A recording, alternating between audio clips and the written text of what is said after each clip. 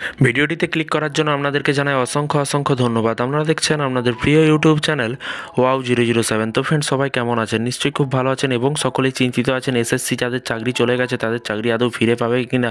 ইতিমধ্যেই কিন্তু SSC board একটি দারুণ খুশির খবর দিল। ভিডিওটি সম্পূর্ণ দেখবেন, কপাল খুলবে হাজার হাজার চাকরিহারাদের। এবার নয়া তথ্য দিল এসএসসি, খুশির হাওয়া কিন্তু রাজ্য।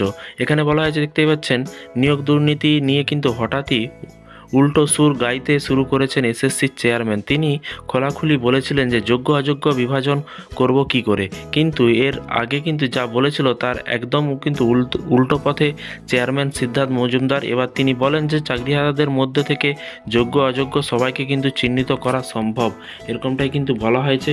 চেয়ারম্যানের জবাবের পর থেকেই বেশ আলোচনা শুরু হয়ে গিয়েছে। সিদ্ধার্থ মজুমদার বলেন, অযোগ্যদের তালিকা দিয়েছিলাম হাইকোর্টে বিশেষ বেঞ্চে, বিতর্কিত তাদের তালিকা দেব সুপ্রিম কোর্টের কাছে। যারা দোষী নন, এসএসসি সবসময় তাদের পাশে আছে। আর তার আগে কিন্তু 26,000 চাকরি বাতিল হয় হাইকোর্টের নির্দেশে। তারপর সেখান থেকে সুপ্রিম কোর্টে যায় এসএসসি। আর সেই দিনই কিন্তু এসএসসির চেয়ারম্যান তাদের 3টি হলফনামায় বিতর্কিত প্রার্থীদের এক তালিকা দেন। তবে এর আগে কিন্তু বয়ানে এসএসসির চেয়ারম্যান এও বলেন যে কারা যোগ্য এবং কারা অযোগ্য তা বলা সম্ভব হচ্ছে না। তার কথায়, যোগ্যদের আমি সার্টিফাই কিভাবে করব, এভাবে সার্টিফাই করা সম্ভব নয়। তবে সুপ্রিম কোর্টে গিয়ে ধাক্কা খায় এসএসসি, কারণ হাইকোর্টে যে রায়কে তারা চ্যালেঞ্জ জানিয়েছে, সুপ্রিম কোর্টে গিয়েছিল সেই রায়কেই কিন্তু বহাল রাখা হয়েছে।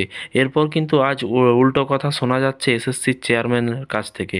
কি কথা? আগে যোগ্য অযোগ্য আলাদা করা যাবে না বললেও এবার তার মনে করা হচ্ছে যে তাদের মধ্যে আলাদা করা সম্ভব। এদিকে করুণাময়ী ব্যাপক বিক্ষোভ দেখাচ্ছে চাকরিহারারা।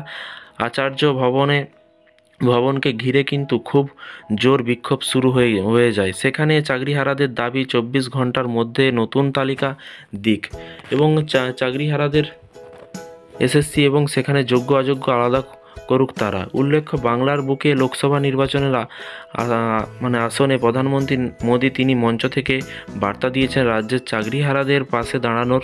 মোট 26,000 জনের চাকরি যাওয়ার ঘটনায় স্তম্ভিত বাংলাসহ পুরো দেশ।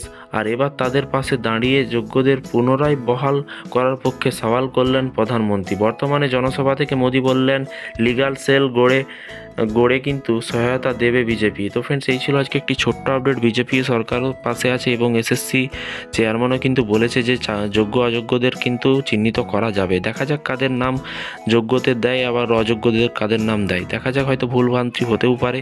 তো এই নিয়ে একটা চলবে বিরাট বড় একটা আলোচনা বা বিরাট বড় একটা চিন্তার বিষয়। যারা চাকরি চলে গেছেন, চ্যানেলটিকে ফলো করে রাখুন, চ্যানেলটিকে সাবস্ক্রাইব করে রাখুন এসএসসির সমস্ত রকমের আপডেট, প্রতিদিনের লেটেস্ট আপডেট পাওয়ার জন্য। ভালো থাকবেন, সুস্থ থাকবেন এবং নিজের খেয়াল রাখবেন। Thank you.